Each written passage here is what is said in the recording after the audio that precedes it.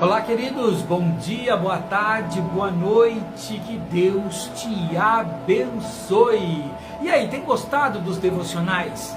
O de ontem eu achei lindo, uma história linda, um texto que nós lemos maravilhoso, que mexeu comigo.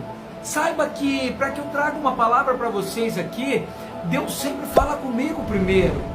Por isso que eu sei que é um conselho de Deus para mim e para a sua vida. E se eu não mudar a história da minha vida, não adianta.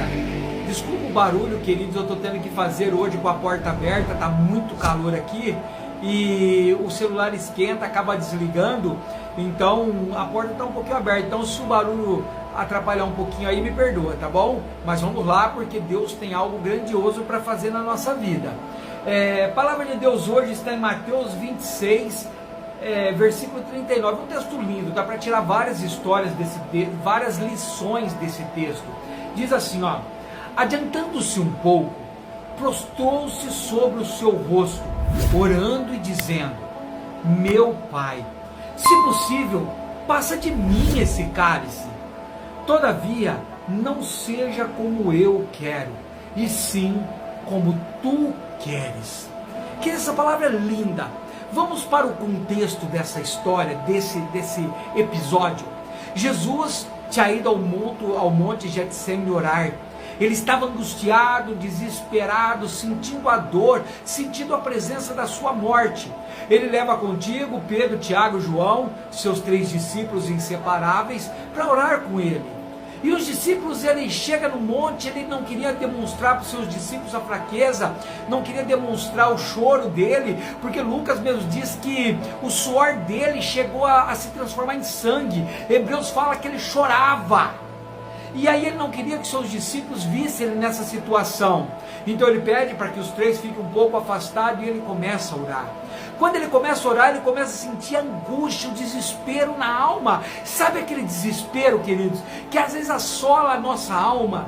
Às vezes um fim de relacionamento que você não consegue respirar. Às vezes um medo tão grande do fracasso. Às vezes um medo de algo que aconteceu e você não tem forças para poder ir lá e desmentir, falar a verdade, entregar o melhor teu.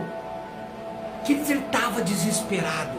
E aí nós vemos Jesus, homem, na sua fraqueza, ele diz: Pai, se for possível, afasta de mim esse cálice.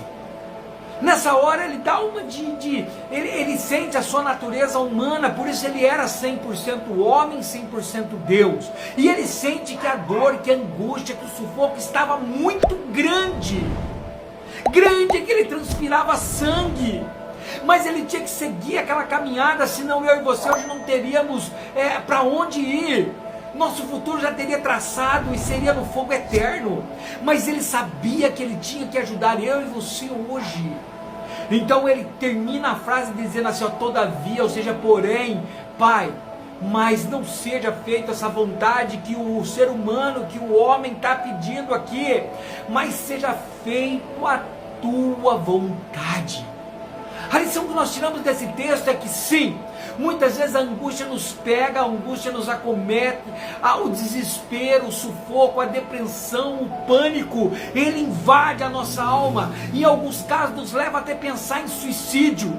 Mas antes de fazer qualquer coisa, cabe a nós dizermos: Senhor, o meu corpo, o meu ser humano, a minha humanidade está pedindo isso, mas Senhor, seja feito a tua vontade na minha vida.